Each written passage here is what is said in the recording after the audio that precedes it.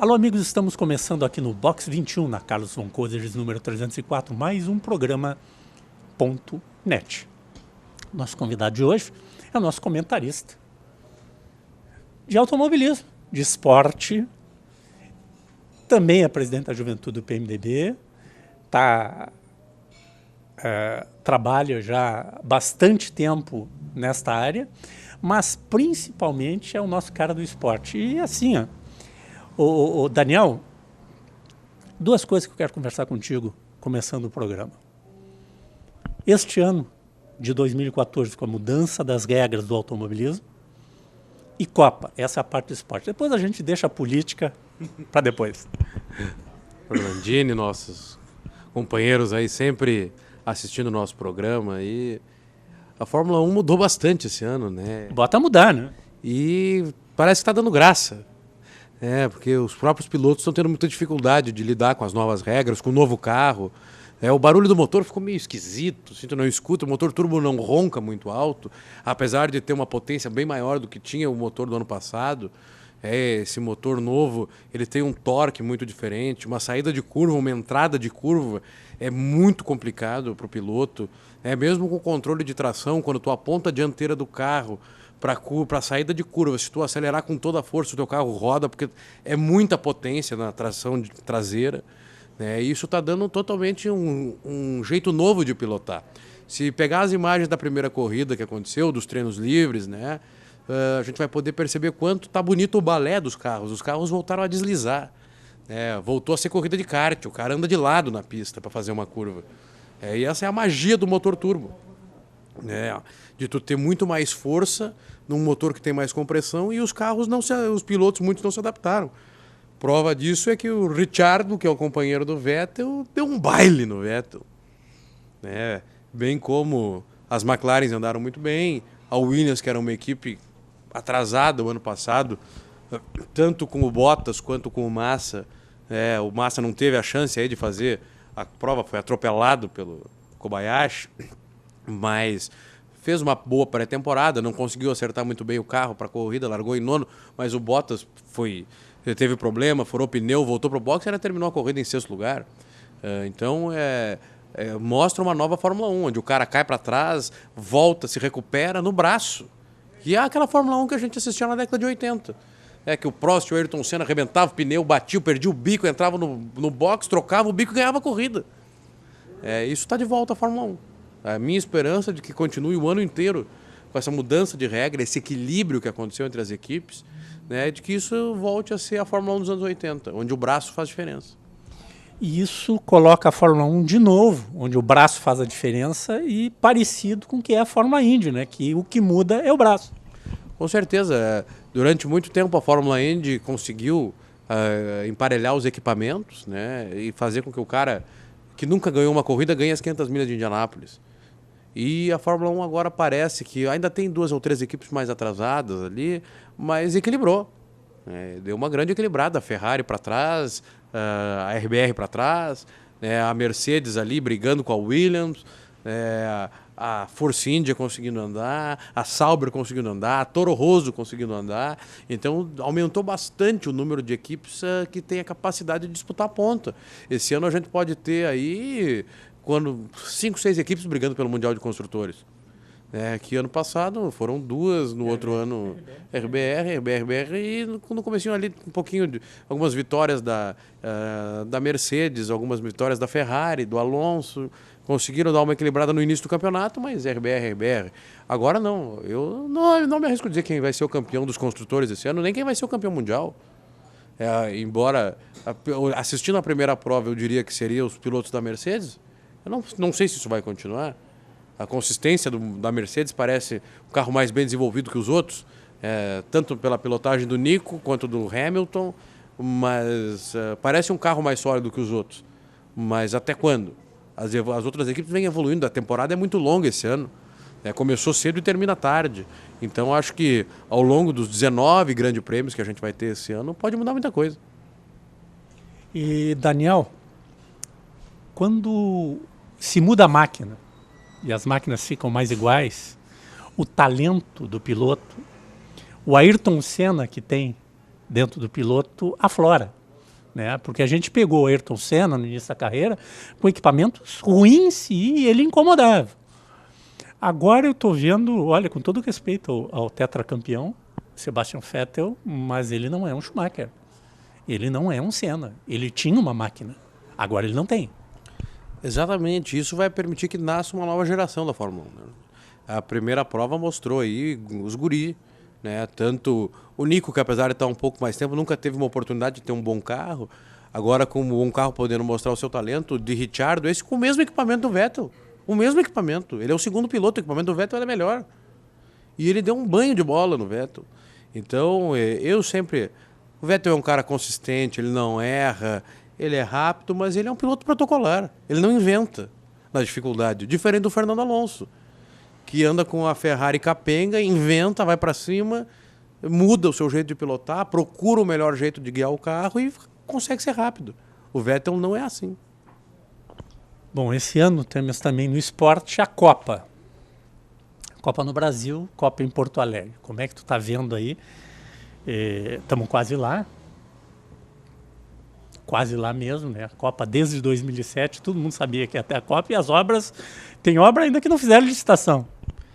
É pior do que não fazer a licitação, Orlandinho, é saber que a Copa vai acontecer e nós vamos passar um fiasco, porque... Vai ser um mico mundial, né? Vai ser um mico mundial porque o que venderam para a população brasileira é que ia ter o legado da Copa.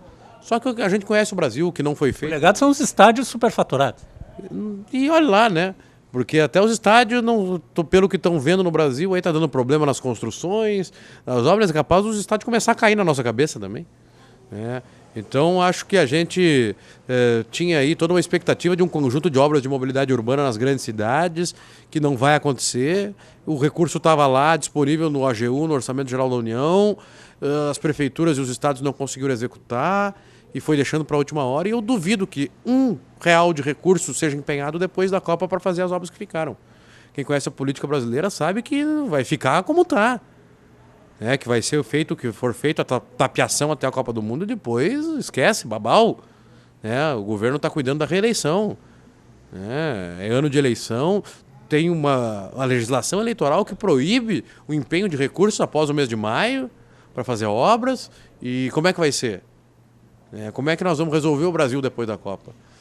Acho que vão ocorrer manifestações em junho, talvez mais pesadas do que na Copa das Confederações, mais gente na rua, porque o brasileiro deixou de ser otário. O povo brasileiro está revoltado com o que está acontecendo, de esse monte de dinheiro público desperdiçado. E eu diria o seguinte, se o Brasil perder a Copa, a Dilma perdeu a eleição. Era a pergunta que eu ia te fazer. Eu tenho convicção, se o Brasil perder a Copa, a Dilma perde a eleição. Porque aí é demais para o povo brasileiro. Tu está querendo me dizer que o PT gostaria de indicar o candidato só depois da Copa? Se pudesse, faria isso. E acho que o PT, se pudesse, como eles gostam muito de comprar aqui e ali, comprava a Copa do Mundo. Dizem que a França comprou lá para resolver um problema político em 98, não é? Tem a lenda urbana de que a França comprou a Copa do Mundo em 98. Eu não duvido não que comprem a Copa do Mundo aqui no Brasil, o pessoal gosta muito dessa coisa, né? Então, mas se acontecer uma tragédia, tu imagina o Brasil, oitavas de final, correndo o risco de pegar Holanda ou Espanha. São 3 boas seleções. Tudo pode acontecer, é um jogo de futebol. Tu imagina o Brasil eliminado nas oitavas de finais, tendo que assistir mais 4 rodadas acontecendo no Brasil sem a seleção brasileira. Isso vira um caos. O país vem abaixo. Porque essa rebeldia do povo que está à flor da pele vai ser descontada. O povo não tem saúde, não tem educação, não tem infraestrutura, não tem transporte, não tem estrada. O Brasil tem o serviço público mais caro do mundo, não tem internet, não tem telefone, não tem TV. E gastaram bilhões e bilhões de reais para fazer a Copa do Mundo. O povo não vai aguentar. Nós estamos numa situação não imaginada. E recentemente os jornais brasileiros revelaram lá em 96, quando o general presidente Figueiredo, eu gosto de chamar a atenção, o general presidente Figueiredo, porque ele foi presidente, sim, eleito indiretamente pelo colégio eleitoral, então constitucionalmente, na época, válido. Mas ele é um general presidente. Foi pelo golpe militar que eles chegaram lá. golpe militar que muita gente faz questão de se afastar dele, né? Mas a gente sabe que muita gente que está ligada ao governo federal, e inclusive faz parte da base do governo Dilma, também fazia parte do governo, da base do governo militar, né? E apoiou o golpe de 64. Inclusive, vale a pena lembrar que o PT, na eleição que elegeu Tancredo, queria apoiar Paulo Maluf no colégio eleitoral, né? Como assim? Para quem não se lembra, o PT que não assinou a Constituição, o PT que foi contra o Plano Real, na eleição do colégio eleitoral, com Tancredo Neves e a Frente Liberal, o PT votou no Paulo Maluf, se votasse. Eles acabaram não votando no colégio eleitoral, foi uma polêmica muito grande, mas o PT defendia a eleição de Paulo Maluf presidente da República. E não. Contra Tancredo Neves. E não assinaram a Constituição que está vigente. Aí, né? É isso, né? É isso, não são signatários. O Ulisses era um cara generoso, colocou o nome deles, inclusive do Lula, que era deputado constituinte na época, lá na Constituição brasileira. Mas eles não assinaram, não votaram e não referendaram a Constituição Cidadã. Bom, nós vamos a um rápido intervalo e já voltamos. Esse é o Ponto.net.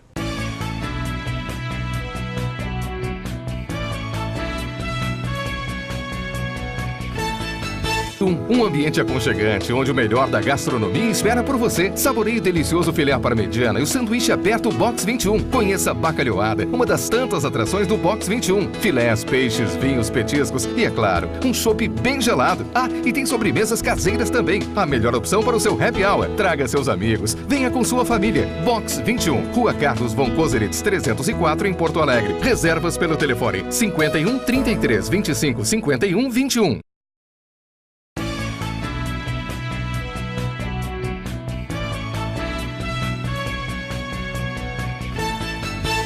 Voltamos com o programa .net, aqui no Box 21, conversando com o Daniel Killing, que é presidente da Juventude do PMDB no Rio Grande do Sul, comentarista do nosso site, ricardorlandini.net, e automobilista, pode-se dizer assim? É isso. Ainda corre? Quando dá tempo, né? Na pista, né? Na pista no autódromo. Agora o Velopark está lá com os quiprocó lá financeiro também, o esporte. O automobilismo passa por muita dificuldade no Brasil.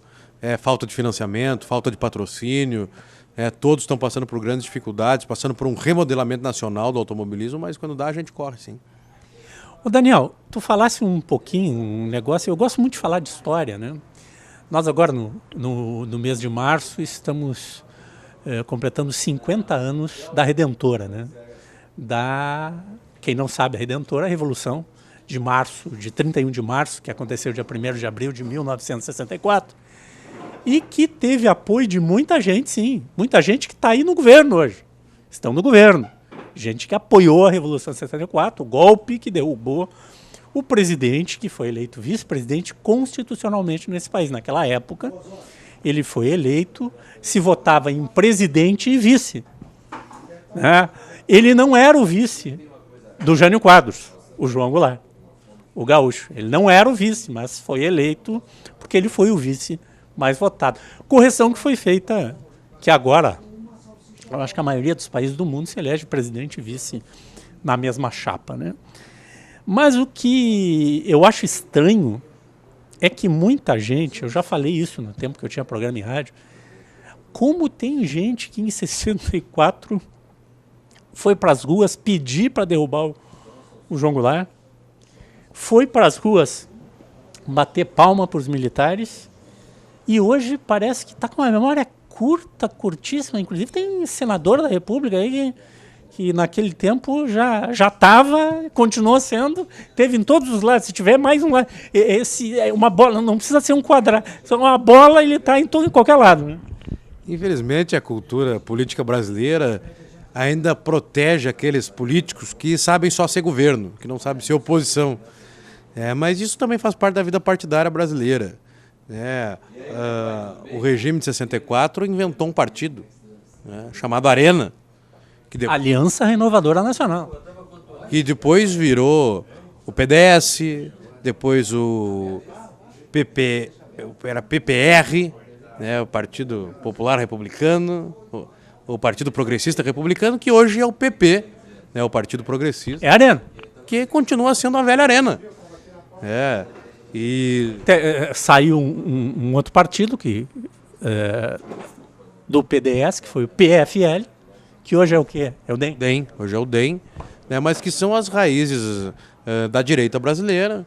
Né, Nada contra a direita, muito mais pelo contrário. Não, sem ser pejorativo como os partidos de esquerda fazem, mas são a raiz da direita. Ninguém tem vergonha de ser direita ou de esquerda. Tá? Eu acho que esse é um dos problemas do Brasil, né? Que ninguém pode ser de direita. Eu acho que tem direito de ter a direito de ter a esquerda, mas não pode ter mais os oportunistas sempre, né? Sempre os oportunistas. Tem aqueles, ai governo, estou dentro, né? Aí cargo, tô dentro. Aí cargo eu topo. Inclusive muitos do PMDB Nacional, meu partido, estão nessa, né? Aliás, eu desafio o PMDB, alguém que faça um governo no próximo governo sem ter o PMDB no governo federal.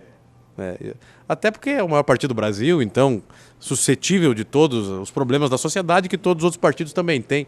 Mas, como estava falando, o DEM, o PP vieram da velha arena, são a raiz da direita brasileira, dos partidos mais conservadores. E aquelas pessoas que hoje estão na base do governo da presidente Dilma. A própria senadora Ana Amélia, que é da base do governo Dilma, era esposa de um senador biônico, nomeado por presidente da República. Hoje é senadora da República eleita, mas o marido, o esposo, foi senador nomeado do presidente da República. E muitos dos quadros da antiga Arena estão aí ainda militando. Delfim Neto, hoje no PMDB, foi deputado da base do governo Lula. E muito... No PMDB, né? No PMDB. José Sarney. José Sarney foi presidente da Arena e foi presidente da República. Presidente do PDS. Presidente do PDS e foi presidente da República pelo PMDB. Essas coisas que a política brasileira cria e que a gente tem que lutar para acabar. Talvez... Infelizmente, só no Brasil eu sou a favor da livre organização política, do direito de formar partidos políticos e tal, mas é só no Brasil que tem 40 partidos políticos, Orlando. Se tu pegar toda a América Latina, o Uruguai, a Argentina, o Chile, a Colômbia, tirando a Venezuela, que é o partido da ditadura, mas nos países onde tem um mínimo de democracia, na América Latina, nos Estados Unidos, na Europa, na Espanha, na Inglaterra, na Alemanha até um pouco mais aberto, mas...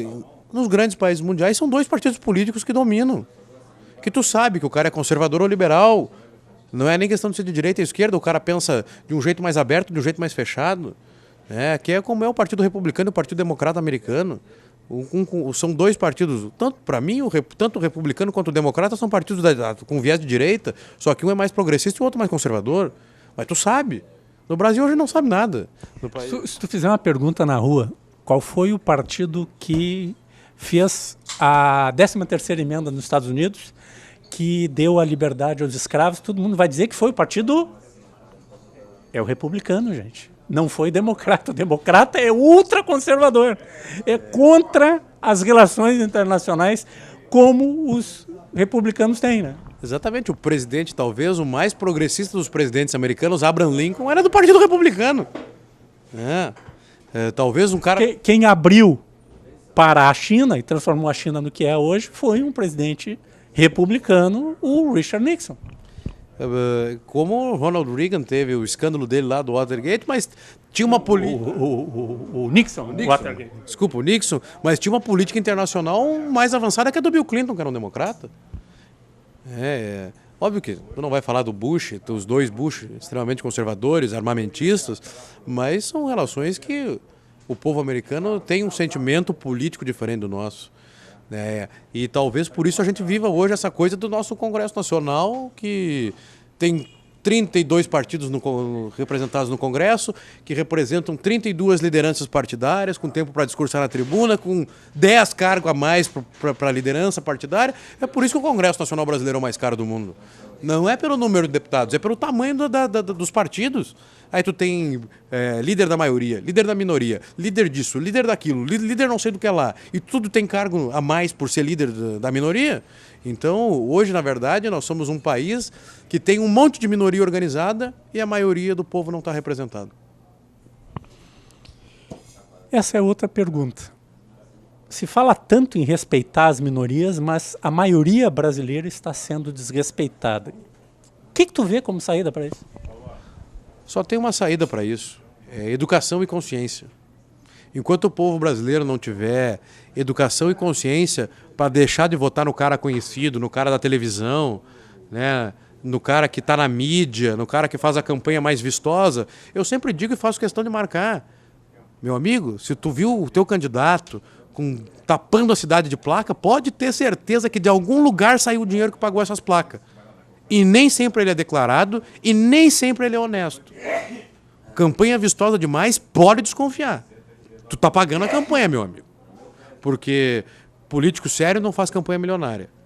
E talvez o povo brasileiro perca de eleger milhares e milhares de políticos sérios, vereadores, deputados estaduais, federais, que não tinham dinheiro para fazer campanha, como aqueles que vão lá pegar dinheiro da empreiteira, da construtora, da empresa de ônibus, né? A grande questão é o financiamento da campanha brasileira. Porque a corrupção nasce quando tu tem que pagar a campanha. Quando o político tem que fazer da sua campanha uma mega campanha porque tem que disputar com o goleiro do Grêmio, meu amigo. Mas é uma pessoa famosa. Quando tem que disputar com apresentadores de televisão, o Orlandini estouraria de voto. Essa baita audiência. Acho que tinha que ser candidato até. Né? Podia ser um grande vereador de Porto Alegre. Nós ia apoiar com força o Orlandini. Porque ia ser fácil fazer campanha, todo mundo conhece da TV. Né?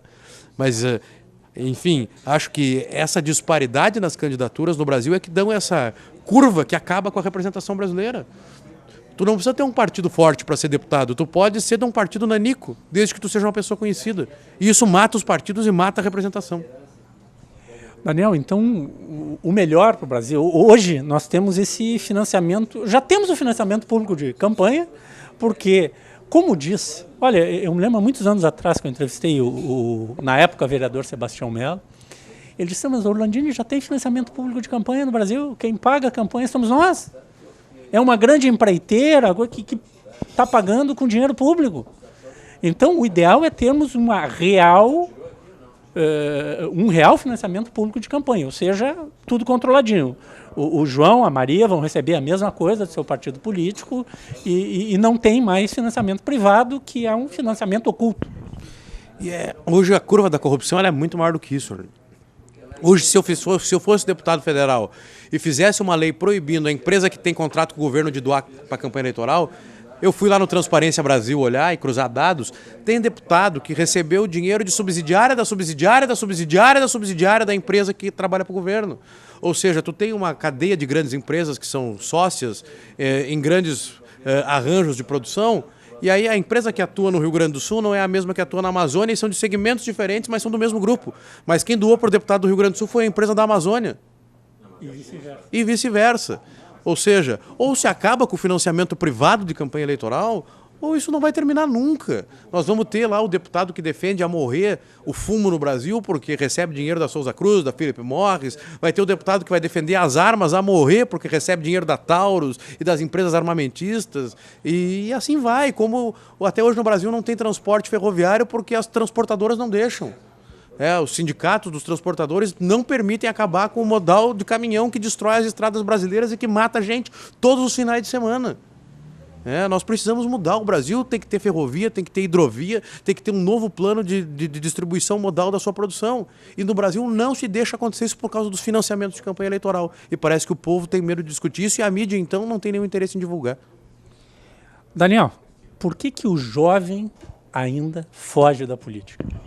Porque está alojado dessa realidade. Eu falo com essa gurizada que está nos colégios. Na minha época eu brigava para organizar o Grêmio Estudantil, tinha vontade de brigar por mudanças. Essa gurizada acha que nada vai mudar. Talvez com junho do ano passado, onde os jovens foram às ruas, onde os jovens deram uma sacudida no Brasil, talvez esse ano, na Copa do Mundo, seja uma oportunidade do jovem ir para a rua dizer o que pensa. Eu acho que o jovem não pode ter medo de protestar. O jovem não pode ter medo de dizer o que pensa. Diz o ex-prefeito de Caxias, José Ivo Sartori, que é jovem de verdade tem que ser um pouquinho socialista, tem que ser um pouquinho revolucionário, tem que ser um pouquinho brigão, porque senão não é jovem. E eu acho que está faltando isso para a juventude, está faltando um pouquinho de vontade de brigar, vontade de fazer as mudanças que o Brasil precisa. Né? Acho que a gente tem todas as condições de ter uma geração nascendo a partir de junho do ano passado.